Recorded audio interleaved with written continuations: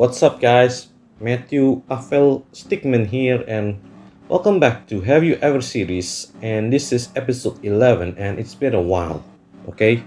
Because since no one commented on the last episode, so I decided to find the ideas anyway, okay? Alright, so the topic that I will talk about is, have you ever been yelled? Being yelled at has significant effects on both the body and the brain. The psychological effects of being yelled at include increased stress, anxiety, and depression. Living with verbal abuse from a parent, spouse, or loved one can change how you think about yourself. Verbal abuse usually involves using psychological force to cause emotional pain. Yelling is a common occurrence in most households, and it's estimated that about 90% of American parents have reported using harsh verbal discipline at least once. This tends to use psychological force to cause emotional pain or discomfort. The purpose of yelling is usually to control another person's behavior. Severe verbal discipline takes yelling to a new level and is more harmful. It may include swearing, cursing, name-calling, or insulting. This severe verbal discipline has been associated with conduct problems in children and adolescents. It may also lead to higher physical aggression, delinquency, and interpersonal problems. According to the American Psychological Association, shortened APA, children can learn violent behavior early in life. It's just as easy for them to learn how to be compassionate and kind. Their life experiences, along with the interactions they have with their parents and others, help them to learn how to solve problems, deal with disagreements, and control their anger. Young children who develop important life skills successfully learn how to prevent violence, which will prove useful to them for the rest of their lives. The APA notes that good life skills are the key to children avoiding violence as adults, and they are less likely to experience violence.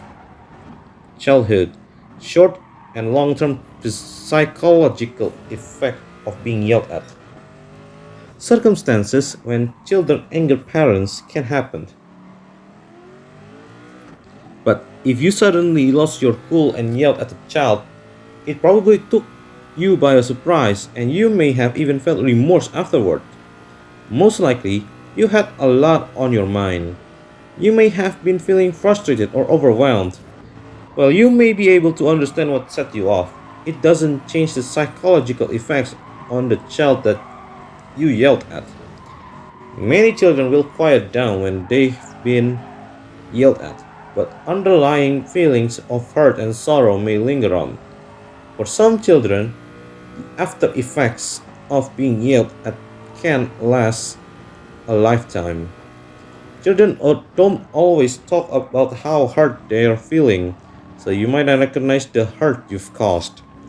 By having a better understanding of the short and long-term psychological effects of yelling at a child, you're giving yourself the opportunity to change your communication and interactions with children in ways that reward both of you. It's common for parents to use the same parenting techniques as their parents used. So, the research has guided our understanding of how to build and maintain the better relationship. If you've decided to stop yelling at your kids and you're having trouble breaking the pattern, you might consider asking a licensed professional for help. What are the short-term psychological effects of yelling at a child? There's a good chance you'll notice some of the short-term psychological effects of yelling at a child right after you've done it. The short-term effects of yelling include aggression, anxiety, and withdrawal. Based on a study on children ages 8 until 12 from various countries, the results showed that children became more aggressive when they had mothers who used corporal punishment, expressed disappointment in their children, and yelled at their children. The study also indicated that children experienced high anxiety symptoms when they were spanked and had timeouts, and their mothers expressed disappointment and shamed them. In a separate study of African American children, the results showed that Verbal abuse more often manifested in behavioral problems than corporal punishment. It also showed some important differences in how boys and girls process verbal abuse. Boys that had parents who were verbally abused had low self control. For girls who experienced verbal abuse, they were more likely to react with anger or frustration. Children often mirror the behavior of their parents. If you yell at them, they're likely to yell back at you. From this perspective, they believe that you're teaching them how you want them to communicate.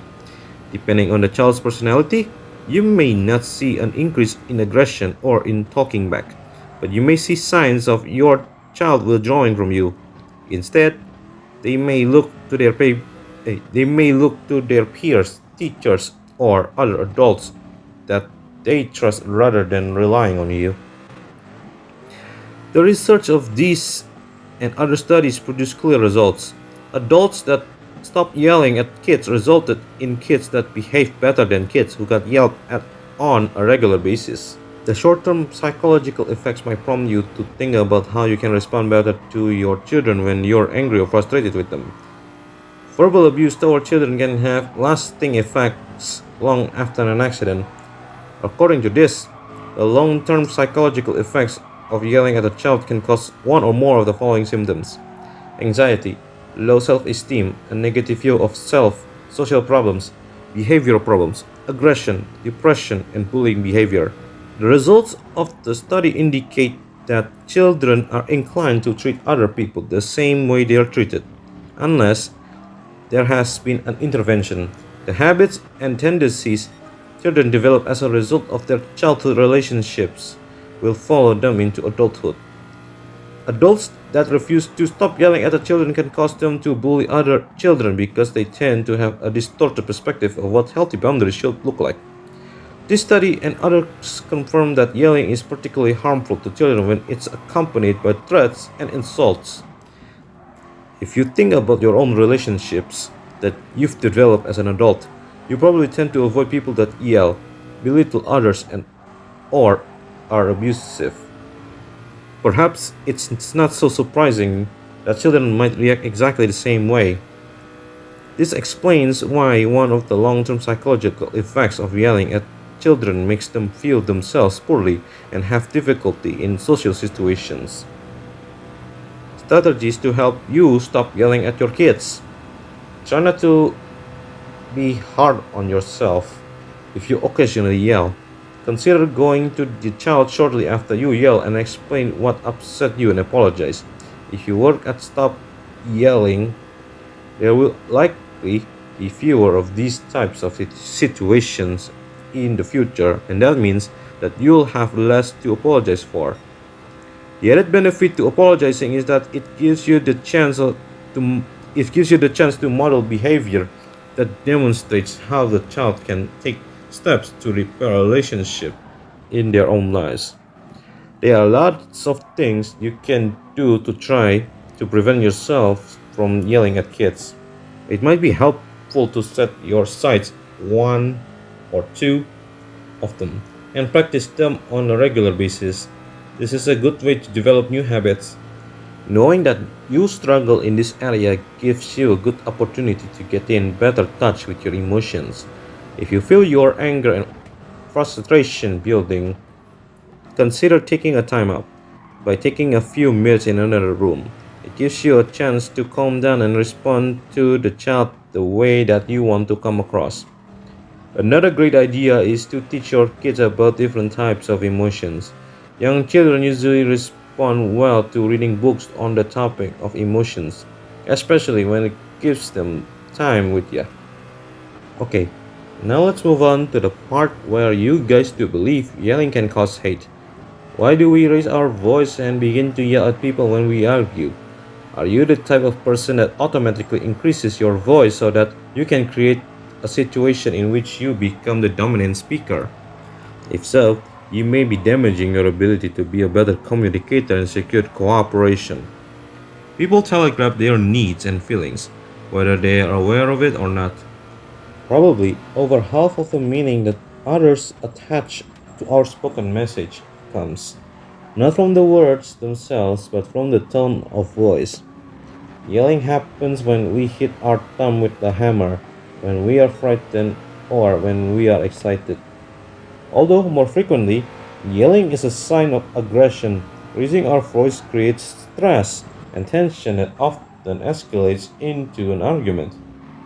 We think of a bully as a person that yells or shouts at others to dominate their actions. The louder the voice, the higher the intensity of anger that is created, which can quickly lead to physical confrontations. Believe it or not, yelling doesn't mean they hate or threaten to you, but we give lessons. For example, like, I made mistakes with my friends and now I understand why. Just keep in mind that they yell like in military, student councils, or OSIS. Give introduction to the school environment period. In bahasa Indonesia MPLS ya. Or the trainer of the flag raiser. In Indonesian Paskibraka. Remember, if you make mistakes and they yell at you, they won't hate or threaten you. Thus, it's important to have more mental to overcome the fear of being yelled. In addition, they want you to be the best and do the right thing to change the personality, improve the skills, and fight to achieve the target. In the end, we have to be careful not to assume that just because a person yells, that we are interpreting the signal correctly. We must look at the whole cluster of signals to see if they support our reading of that person. For instance, a person who shouts may be hard of hearing or are in a noisy environment. Yelling or raising our voice can be a method used to control the situation and dominate another person. We get loud to force the other person into submission and listen to what we have to say. This in turn tells them to comply what we want or there will be punishing consequences. However, listening rarely occurs during a submissive state. Rather, the listener is waiting for the speaker to pause in order to lash out with a rebuttal to defend against this verbal attack. Okay? More of the day, being yelled to the adult means to act independently. You know, like when you made mistake and then fix that mistake, okay? Yeah. Simple as that, alright? It's not that difficult if you want to fix mistake. Yeah.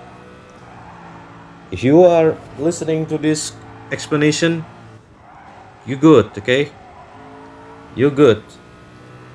You are a good and amazing guy or amazing person, okay? Yeah. That's it for this explanation, and hope you guys enjoy this explanation video for this episode 11, okay? And yeah, if there's a mistake, yeah, my apologies, okay? Anyhow, thank you for watching this video. Subscribe to my channel, okay? And my second channel for video clips. For the second channel, the link is in the description. If you want to join my commentary videos, Discord server link is in the description too. Alright folks, thank you for watching and see you guys in the next video. Take care everyone and have a great day.